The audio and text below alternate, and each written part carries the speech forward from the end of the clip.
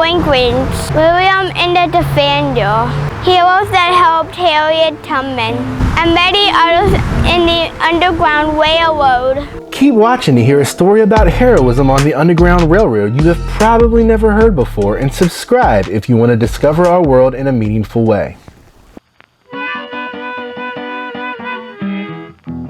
Monuments honoring our history can be found across our country. They preserve the accomplishments, sacrifices, and deeds done by so many in our great nation. But the story for African Americans has been grossly underrepresented in the telling of our American past. So why do you like monuments? Because you can learn about the past. Despite the accomplishments of those who lived here in a free black community known as Brinkley Hill, this tiny cemetery is the only physical evidence that remains on Earth to prove the community had ever existed at all. People drive by here and have no idea what happened here. The homes are long gone, with it their church and the school they built. The only pictures we could find of the community or the people that lived here is this of Thomas Kennard, who moved to Philadelphia and became a reverend. There isn't even a historical marker to commemorate their story.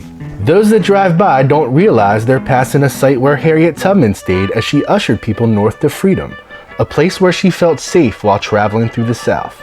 Acting as station masters and conductors on the railroad, men that lived here often escorted her and others many miles to the next station of freedom, risking everything.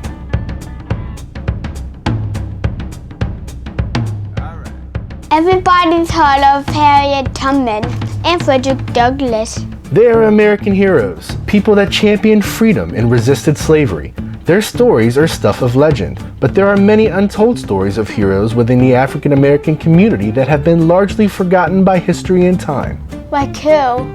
If you have learned about the Underground Railroad, you have probably heard of a few other heroes, such as William Still, Thomas Garrett, John Brown. But have you ever heard of William or Nathaniel Brinkley? Their roles in the Underground Railroad as station masters and conductors to those seeking freedom, including Harriet Tubman, was every bit as important as anyone's we have already mentioned. And we are proud to uncover their story for the first time, in a forgotten stretch of land just north of Camden, Delaware.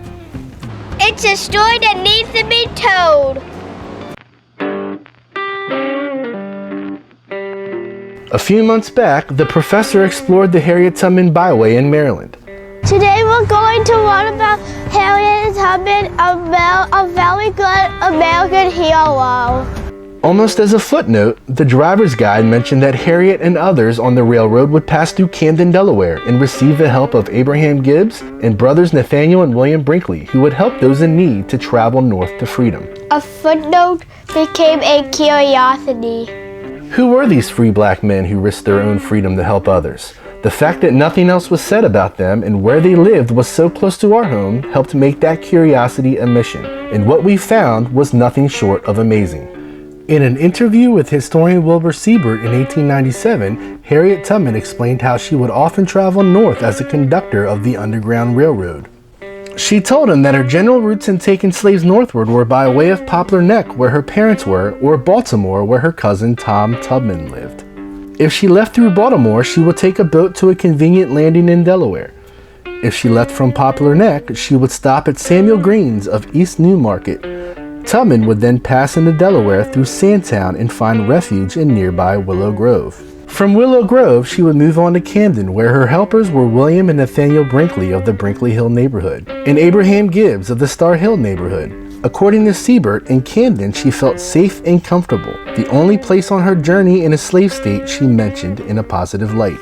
Harriet Tubman then described her route to freedom as she made her way to William Still's office in Philadelphia. The Brinkleys and Gibbs would often assist her and many others in passing by dangerous communities for runaway slaves, most notably Dover and Smyrna. They sometimes said their farewells near the Chesapeake and Delaware Canal, but there is evidence that William Brinkley led groups to Wilmington.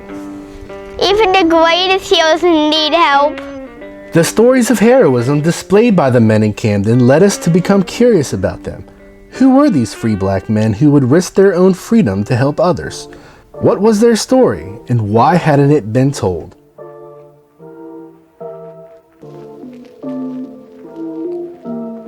No known pictures exist of the Brinkleys or Mr. Gibbs. The only evidence we have of what they may have looked like were from their ages in the 1850s when they were known to help runaway slaves and vague descriptions from the census. William and Nathaniel and their families were described as mulatto in the 1850 census. William again being described as mulatto in the 1880 census. In the only census we could locate of Abraham Gibbs, who was originally named Abel, he was described as black. The census research showed us that Abraham Gibbs of Star Hill was a Mason, making him one of the few skilled African American workers in the area. William and Nathaniel Brinkley were described as laborers and farmers at various times, but had the most net worth of all the people in Brinkley Hill, the community that was named after their family. Abraham Gibbs lived around here. During the 1850s, they were middle-aged, between the ages of 35 and 50. Each were married with children and in the prime of their lives, established and important in many ways to the people of their communities, as we will show. If they were caught helping slaves, they could have been slaves themselves. They had a lot to lose. The important thing to know is that they were not simply footnotes for the more famous Harriet Tubman. Each were essential in helping people gain their freedom, estimated to have taken part in helping rescue hundreds of people.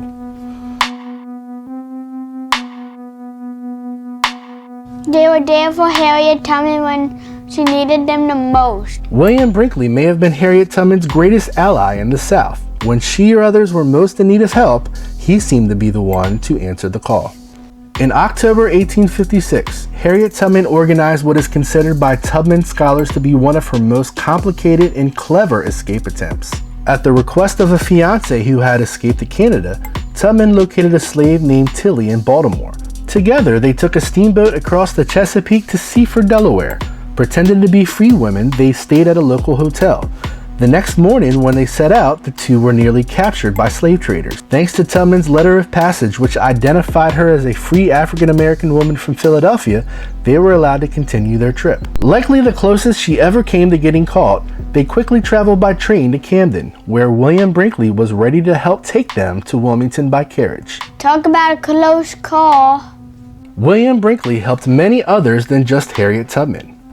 A well-documented example would be the story of the Dover Eight. Led by slaves Henry Prideaux and Denard Hughes, 8 slaves set out to freedom from Dorchester County in 1857. Likely using instructions from Harriet through Samuel Green, the 8 were to meet a free man by the name of Thomas Otwell, who was to take them to the home of William Brinkley in Camden for safe harbor and for help traveling north.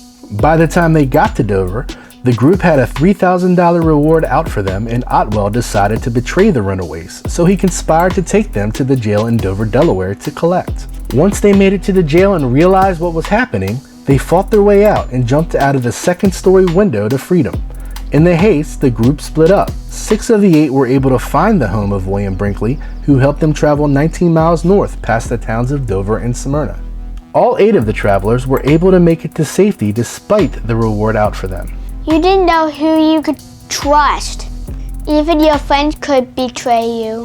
Soon after the event, William Brinkley wrote a letter to the Vigilance Committee of Philadelphia giving a first-hand account of the incident. In it, he says, I take my pen in hand to write to you, to inform you what we have had to go through for the last 2 weeks. There were 6 men and 2 women that was betrayed on the 10th of this month. They had them in prison, but they got out, was conveyed by a black man. He told them he would bring them to my house. He had been there before. He has come with Harriet, a woman that stops at my house when she passes to and through. This man led them in Dover prison and left them with a white man, but they tore out the windows and jumped out. So come back to Camden. We put them through. We have to carry them 19 miles and came back the same night. It is too much for our little horses. There is much business done on this road. We have to go through Dover and Smyrna, 2 worst places on this side of Maryland. There is much to do here. Please to write, I remain your friend, William Brinkley. There were many challenges and dangers in helping runaway slaves as a free man.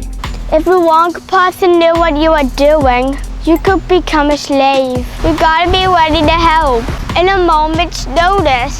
The financial burden could also be difficult for those willing to help. Most freemen barely had enough to feed their own families, let alone take in others throughout the year and feed them.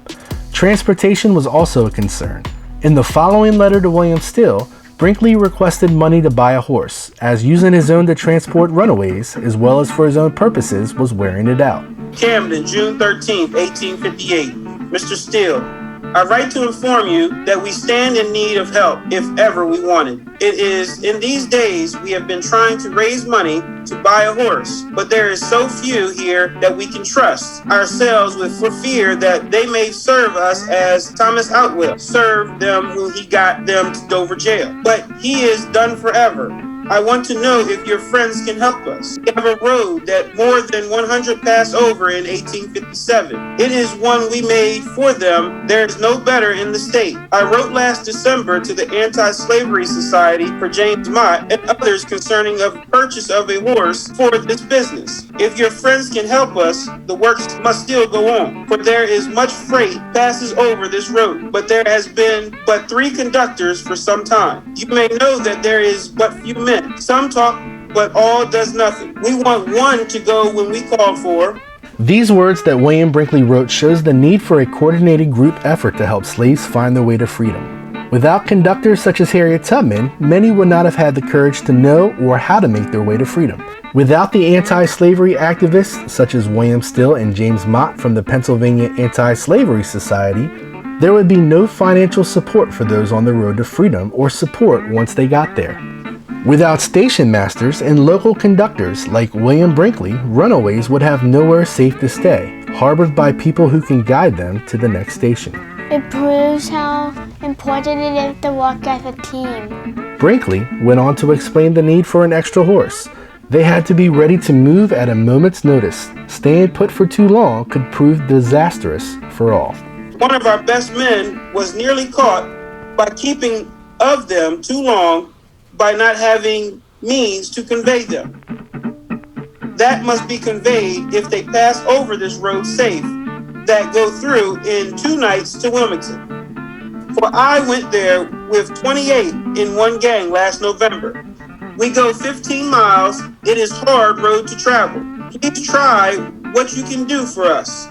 This is the place we need help. 12 mile. I live from Mason and Dixon line. You can do much if you will. It will be the means of saving ourselves and others. As was mentioned in his letter to William Still, he played a major part in another high-profile case in which he helped conduct 28 runaways to Wilmington. By far the largest group to travel together, recorded by William Still, he escorted the group from Camden to the outskirts of Wilmington, and the entire group were able to reach safety in Ontario, Canada. Station battles had to go unnoticed. There couldn't even be any rumors about them. At the time of this filming, we were unable to confirm whether they received money for a horse, but none of the station masters of the Camden area, the Brinkleys or Abraham Gibbs, were ever caught. Another example in which the Brinkley brothers sought to enact change was in 1849. When a number of African Americans petitioned the state attempting to reverse a recent law that limited the ability of free African Americans to leave the state. Many of the signees lived in Brinkley Hill, which suggests the community was active in trying to improve the lives of African Americans throughout the state. It also isn't a stretch to assume that their efforts were in part to help runaway slaves all the way to their destination in Philadelphia. Beyond their selfless work on the Underground Railroad, Nathaniel and William Brinkley were leaders in their community, dedicated to making the world a better place for all. Details found on Ancestry.com were able to paint a picture of the two, and their impact on their community was profound. William Brinkley helped buy the land to make this church. According to the historical marker on site, the Zion African Methodist Episcopal Church in Camden was built in 1845. A bit of research led us to discover the people who worked to get the church built. Here is a Delaware land record showing the purchase of the land for the church, with William Brinkley as one of the trustees involved with the purchasing of the land. What else did they do? According to the works of Dr. Bradley Skelcher in his book African American Education in Delaware, Nathaniel Brinkley, who by 1867 was president of the Camden Colored Lincoln Union League, asked for and received help from the Delaware Association to build a school for children next to his home in Brinkley Hill. Materials were secured from the Freedmen's Bureau, allowing the school to be built, with his brother William as one of the trustees.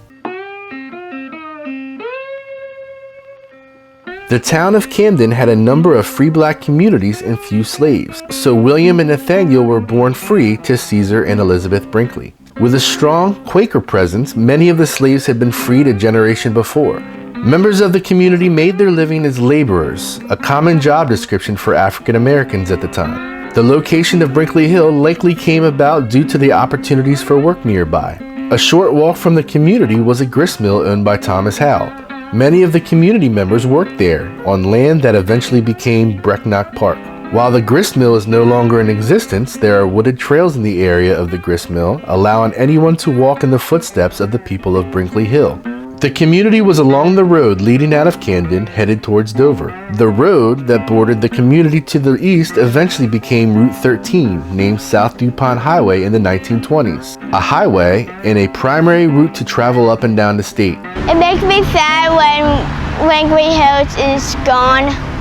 Due to a lack of literary evidence, we have to make some educated guesses as to why the Brinkley Hill community disappeared. One reason is likely the difficulty for African Americans to be able to keep possession of their land in the segregated South. According to land records, upon his death, William Brinkley's land was passed down to his daughter Henrietta Lowe, who was living in Philadelphia a few homes down from the son of William Still. But Nathaniel Brinkley, whose home made up the southern border of Brinkley Hill and had the most land in the community, was in debt upon dying in 1875. His 8.5 acres lost to the community to pay off debt.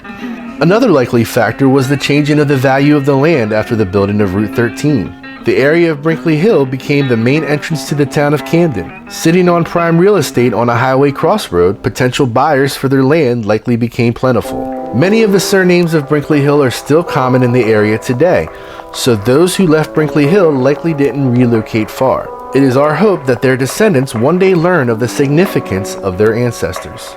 History is all around us. We can learn about it in museums and books. We can see it as we travel down the road. Monuments and historical markers can be found in all sorts of places if you're willing to look. We can see it in the faces of those living today.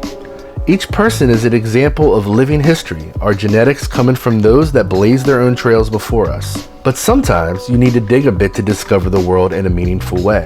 We did some digging and found something we hope can be shared with all. Thank you for watching. Please like and subscribe.